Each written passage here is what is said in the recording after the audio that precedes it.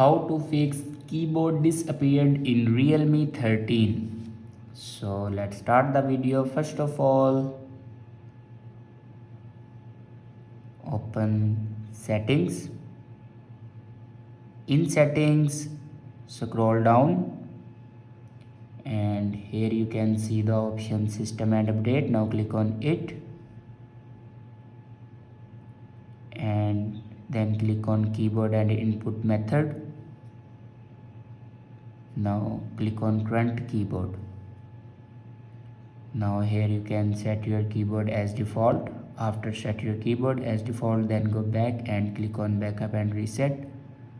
Now click on reset phone and here you can see the option reset all settings. Now click on it and here enter your password to reset your all settings. After reset all the settings, then go back to your home screen and restart your device. For restart your device, press and hold power button and then swipe up to restart your device. After doing these steps, your problem will be fixed.